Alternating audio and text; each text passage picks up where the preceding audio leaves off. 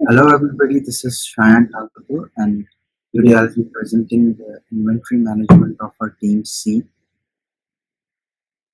Hi, my name is V, and then I'm going to cover the marketing part of the whole. Hi, my name is Kevin, and I'm going to cover the overall business strategy and then the financial management. Let me get the PowerPoint up here.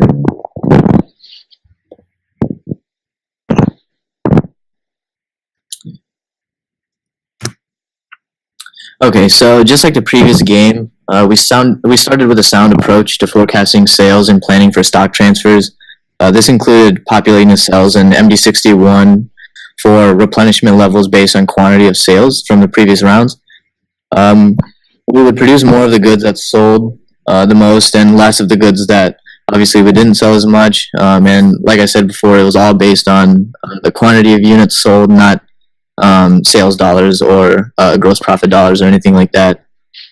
Next, for the stock transfers in Z and B1B, we had products distributed to the three regions based on quantity of units sold in that region, much of the same way as we handled forecasting in MD61, but this was just on a more granular scale.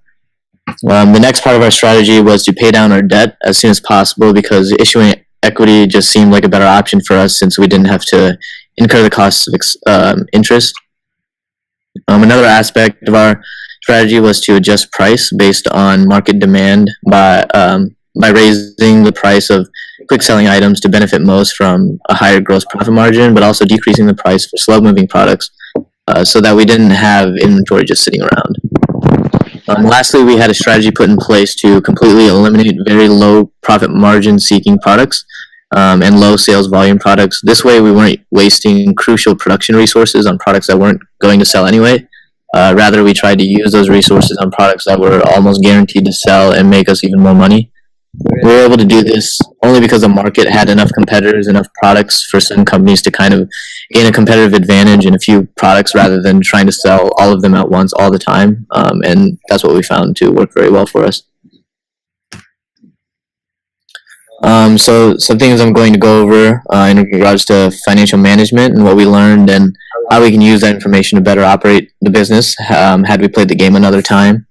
One of the most significant things we would like to keep in mind when operating a business is the benefits from issuing equity to raise capital, like I mentioned before, and that's especially true in this game. Now, we did end up issuing equity during the simulation, but it wasn't until halfway or even 3/4 of the way into it, so we weren't able to reap the full benefits of doing so. Most of the improvements I'm talking about next would have only been possible if we had more funds, so we definitely regret issuing equity from the start. So the first thing I'd like to mention in terms of using the funds we could have raised from the equity is to pay down our debt. In my opinion, there wasn't much need to be leveraged in the simulation, like I mentioned before. We always had enough cash to meet our current obligations. And if we needed to raise more capital, it seemed like common stock was just the better option. And again, like I said, it would have eliminated the interest expense entirely. Another area where we could have improved on a little bit more is investing in setup time reduction. We did spend about $250,000 in reducing the setup time from 8 hours to just 5, but we also ended up having $3 to $4 million in our cash account at any given point in time. So we could have used that to our advantage a little bit better and reduced that setup time to maybe even only 3 to 4 hours. Production capacity was defaulted to 24,000, which is pretty low in the grand scheme of the simulation. This was a complete overlook on my part. I thought we had made investments to increase the production capacity, but it turns out we didn't have. We hadn't. So it's something we should definitely keep in mind going forward. Like I said, we had a lot of cash just sitting around. And we could have very well put it to work and even started to reduce our common stock that we issued in the middle of the game if we started to bring in a lot of profits from our increased production capacity. Next, I want to talk about a few line items in our income statement that really hurt our bottom line. That includes depreciation expense, SG&A expense, and to a lesser extent, direct labor and factory overhead. These were essentially the four and only four fixed costs that we had, and obviously those aren't something we can control, but we needed to take a deeper look so we could figure out how to fix the issue. And the fact that a straight line amount of fixed costs was hurting us so much meant basically that our sales just weren't enough to cover it all. This means that we needed to do more to improve our sales, and to do that, it would require a combination of the points I discussed above, as well as better marketing, which is what I'll talk about next. Aside from raising more capital in order to make drastic improvements in our business, marketing may have been our greatest opportunity to beat our competitors. Now, another member in our group will be talking about the marketing strategy in specific, but I'm just going to discuss and kind of briefly talk about the financial aspect of it.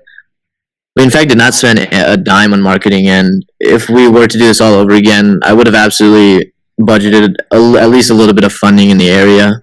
Granted, I understand it was a daily cost of marketing, and so that can add up, but having tens or even hundreds of dollars for each product every day could have done wonders for us. This way, we could have potentially been put in front of almost half the market who also didn't use any marketing.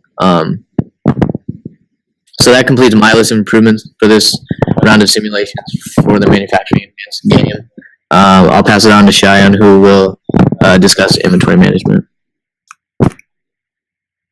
Alright, so now before I can really how I manage the inventory for business, I would like to give a highlight from a few transaction codes like I was mainly involved with.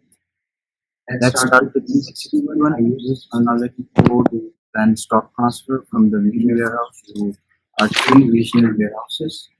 And then I use E01 to run MRP, E9 to purchase orders, and CO41 to release production, like converting the planned orders into the production orders.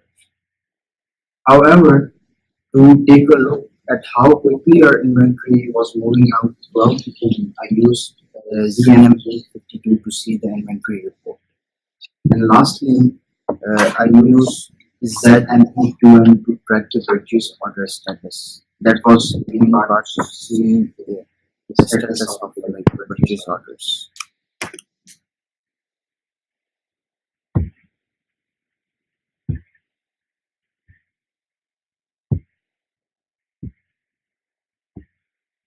Okay, so as far as the stock transfer is concerned, I made the educated decision by using prior rounds data to decide the inventory values for the next round. This is what we have been doing since the start of the game.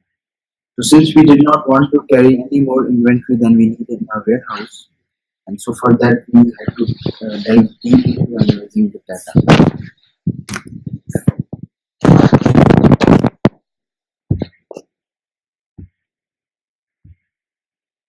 Alright, so as you can see that this is the chart that shows the inventory level. So now let me show you the most recent stock transfer MT61 data. I closely monitored and analyzed the flow of each product so that we could have the right products in our warehouse. As you can see, this chart shows the inventory level for each product in our warehouse. We decided the stock level of each product based on our prior rounds data, like I said before. You see we had 48,621 units of 500 grams that we used in the main warehouse, and this was our highest selling product so far. Apparently, the product with the most profit. Then we had 22,918 units of 500 gram blueberry muesli. This was our second highest selling product. This is how we decided the stock level based on the results that we were consistently getting from the prior rounds. So definitely I had some inventory challenges, and by far the biggest challenge that I encountered in this game was the time it takes to convert a plan order into a production order. So it is because the setup time is high, and we did not have much efficient production resources. It was because of that it usually took a lot of time for the conversion of brand orders to production order. Apparently, MRP takes into account the raw materials that are in transit. However, in reality, the production is only released when the goods are physically delivered to the warehouse. So you cannot decide based on running the MRP. So throughout the game, I kept on trying my best to release the production as fast as I could.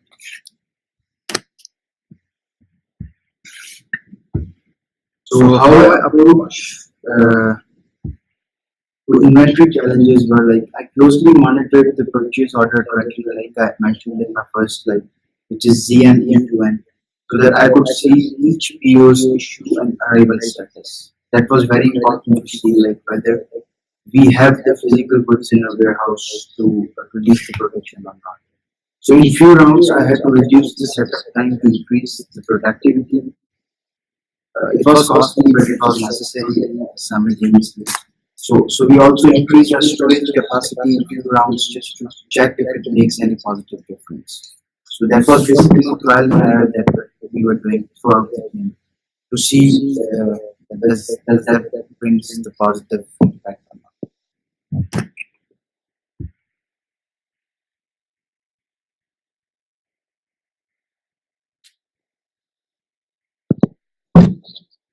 Um, okay, I'm gonna cover the marketing strategy. First of all, my responsibility is to measure that we change our price according to the median of the market, and also making sure that our price stay competitive compared to our competitors in the market.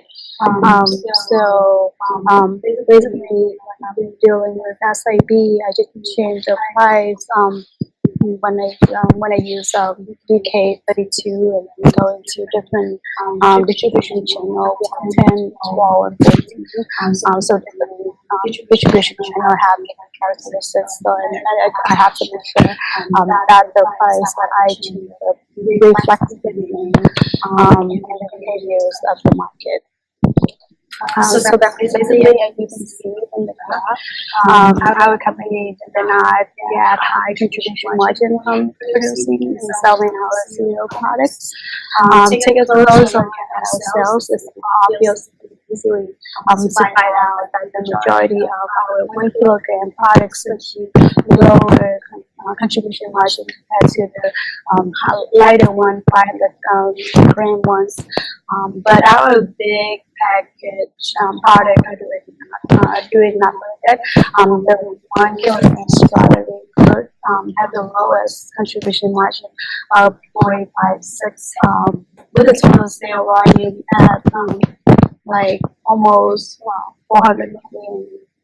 So moving forward, we'll work with our production team to consider eliminating the production of the low margin and slow moving products of our production line because I mean, if later on we add marketing expense or like Kevin talked or mentioned earlier, so it's to lower our profit margin and lower our like overall profit.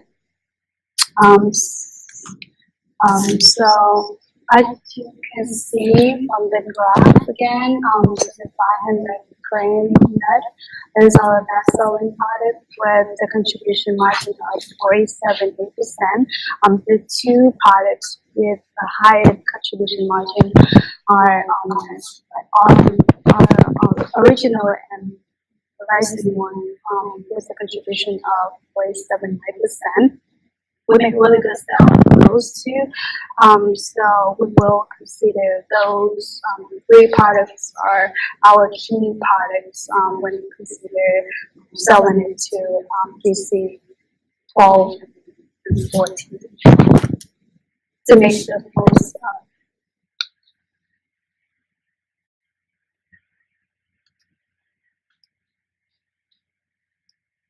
And in terms of the marketing sales by distribution channels, So as we expected, the leading region in terms of sales volume is DC12, and the leading contribution margin is DC14 based on the nature of the three regions, three distribution channels. The results are somehow expected.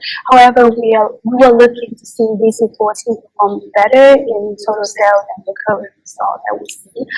We price all the products at DC14 a little bit higher, about 3 to 5% higher than the DC. So subsequently, in this region, cares more about the convenience than prices, so which allow us to price a little bit higher than other regions. We will consider taking a closer look at this region, and if needed, we will consider spend more money on marketing. If we expect to get more sales on the promotion of this profitable distribution channel. So we also expect EC10 to get at least 20% of the total sale due to the size. But so as you can recall from the previous slide, some product like the big package items are really slow moving and get really lower margin compared to other products. So that's why our EC10 do not perform as we expected. But somehow focus is not on EC10. We will focus more on EC12 and 14 because we get more sales and also we get more profit margin. Doing distribution channel. So surprisingly to us, the result you can see on the slide, our performance in the three regions are pretty much competitive. The contribution margin in the three regions stay as 46.9%. However, the North region gets slightly more so than the other two regions. Number one is the North with a total sale volume at of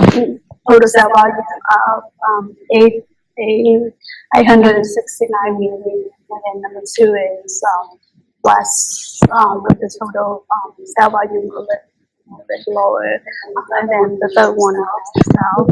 We were very because the South, which is the biggest region than expected, and we expect to get more sales because it will be a potential market for us. But moving forward, we will focus on this region more, consider lower price or spend money on marketing.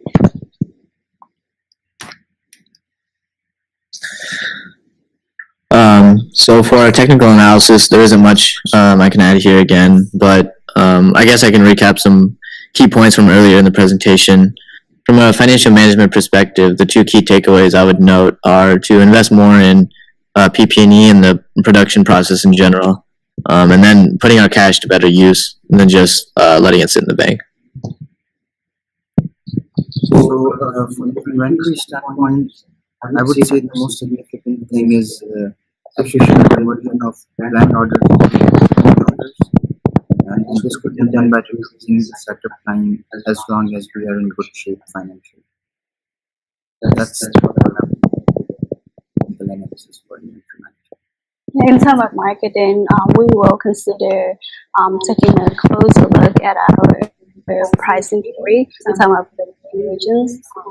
Because there is a trade-off between distribution margin and sales, so we will definitely take a closer look at those. And also, we will work with our production team to consider retire some of our slow moving and low margin products.